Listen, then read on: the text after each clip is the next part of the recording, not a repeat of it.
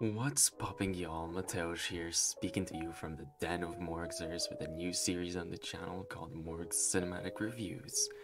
Today, I'll be sharing my thoughts and feelings on the recently released 2-episode premiere of the Obi-Wan Kenobi show. So let's get right into it. First of all, I personally loved these 2 episodes, and I think they have a lot of great Star Wars content within them. But there are, of course, some buts when it comes to these 2 episodes, as neither 2 are perfect, and they do have their weak points. But we'll get into these weaknesses soon, as first I'd like to talk about the positives. I think almost everyone can agree that the recap of the prequels was a great way of opening the episode, and showing just how traumatic the events that took place on Mustafar between Kenobi and Anakin were for both characters. Seeing that first shot of Coruscant was, great to me. It felt surreal to see Coruscant again before the Jedi Purge.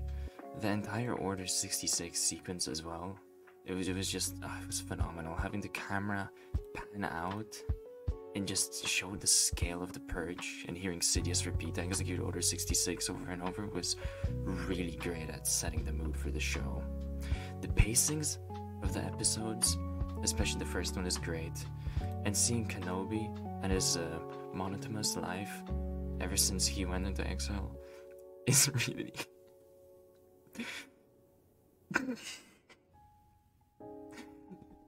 sorry, is really impactful, and you just can't help but feel sorry for him. You know, we see Kenobi do things apart from his boring job, but we always come back to him working. It's great. It was just also nice seeing Kenobi interact with the Jawas the way he's supposed to. Although I wish we could have seen him training by fighting Tuskens. That's what he'd do in his spare time. What I also really loved is how clear it is that he's broken and suffering from some level of PTSD surrounding the events that occurred during the Purge and Anakin's death. You know, Kenobi waking up from a nightmare and calling out for Qui-Gon is really cool to see. And all in all, Eowyn does a great job at sounding a bit more like Alec Guinness's Kenobi. You know, everything he's done so far, everything that's been done for Kenobi's character so far has been perfect to me in the show. Him isolating himself from the Force, trying to communicate with his old master, and the nightmares about Anakin, it's all great. Now, onto another aspect of the show that I love, Leia. I understand why people would say she's cringy, but I feel like her character is being done the way it should be done. I don't see any other way of young Leia working unless she's, this talkative and cheeky. What's being done is being done well, and staying true to the Leia we see in the original trilogy. And I really don't think her acting is bad at all, as I've heard many say. All the Alderaan sequences as well, which, since it's Leia, there's gonna be Alderaan. I really enjoy them as well. It's so great to, it's such a nice change to see a planet with vegetation on it for once, especially coming out of the Boba Fett series. I don't know, there's also just something I really love about seeing Alderaan prior to its, destruction by the Death Star. And in fact, I think this world building of Alderaan that we get to experience makes the whole bit in A New Hope a little bit more impactful. I feel like the first episode is a good way to start off the show. It's very strong, other than some bits with the Inquisitors I'll get into later. The ending is also very bittersweet, I feel like. Seeing Kenobi dig up his and Anakin's lightsabers side by side, because they were brothers. You're like a brother to me, Anakin. Anyway, now after Leia is kidnapped in the second episode, Kenobi goes off-world to rescue her. Kinda sucks that he leaves Luke alone. I wish he kinda, got someone to watch over him, whether it be Ahsoka or freaking call up Yoda or something. Anyway, yeah, he goes off-world to rescue her, and the planet he goes to is really cool and resembles the Coruscant underworld in a way, I feel like. Even Hong Kong. It's Hong Kong. Once again, he asks Qui-Gon for guidance when he arrives, which is just really cool, and Qui-Gon doesn't respond to him, which just shows how cut off Kenobi is from the Force, after all these 10 years. Another really cool thing is the homeless clone trooper.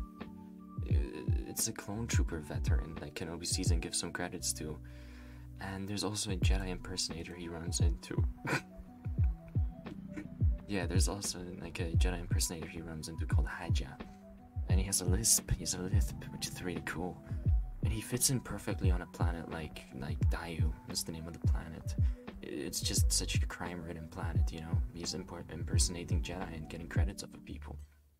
Anyway, the fourth sister is introduced to us as well, which I'm just gonna say she looks really good, like really good. I want to see more of her. Like I really want to see more of her. Looks great. This is probably my favorite Inquisitor design of this entire series, which is kind of disappointing because Grand Inquisitor could have looked really cool. There's some really good hand-to-hand fight scenes as well, where it's made clear that Kenobi is not only rusty with the Force, but also just with fighting in general. And at the end of the episode, Kenobi finds out that Anakin survived, and his reaction is just phenomenal. It's priceless. It's perfect and just bone-chilling. The episode is mostly strong throughout, but it has its low points, which I'll get into later. I'll discuss what plagued me in the first episode first. And the first thing I had some issues with was the Grand Inquisitor. It was the Inquisitor sequence at the beginning, actually. The Grand Inquisitor's acting is great, but I'm very disappointed with how he looks. We had seen him in the trailers, obviously, and since then I've had a problem with his look, and I just don't think anyone can take him seriously as intended. As seriously as intended. Like, his eyes are wrong, his entire head shape is off, his skin is off. It's just disappointing to see such a pivotal character from the comics and Rebels to be represented in such an inaccurate way, and it just feels lazy. And it just not only, I feel like, breaks continuity, but it takes me out of the show at times. He could have looked so much better. Could have looked really just, he could have looked like a villain.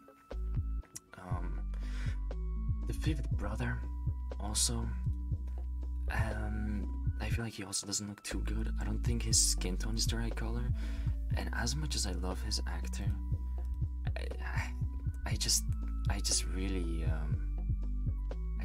don't think he's bulky enough for the part. His jaw isn't right as well. There's something off. I think he's alright though compared to the Grand Inquisitor's live action look. It's that just And last, and I think least, Reva. I also have kind of a problem with. She's just not convincing as an Inquisitor. If she had a mask on, like Trilla, second sister in Jedi Fallen Order, or maybe a scar of some sort, it would be a lot better in my opinion. Other than that, the actual outfits the Inquisitors are wearing are great. I really think they look good. It's good costume design. But another problem I have with the same sequence actually is how when Reva burns Nari with her lightsaber, the former Jedi has no reaction to it at all. And it just looks really weird because he just stands there while he's getting burned by a lightsaber. I also feel like Nari's line delivery is a bit weird sounding, but that might be just me, I don't know. Just sounded kind of weird. The rest of the first episode is great until the Leia chase. Now, this chase sequence, I feel like it was very Disney of them to create a chase where 3 adults can't catch a 10-year-old within a few seconds. I mean, come on, man. It took me out of the show a bit, and come on. It was only a minute, but still, it could have been better. Come on, man. It's not that big of a deal, though. I also don't know if I'm, like, a fan of the fact that Reva was the one who planned Leia's kidnapping. I just don't understand how she's like able to learn Kenobi out of hiding, whilst Vader can't. He's been, for these 10 years, he hasn't been able to learn Kenobi out or find them, but Reva just can. I'm really trying to like her character, but she does feel very forced at times, I feel like.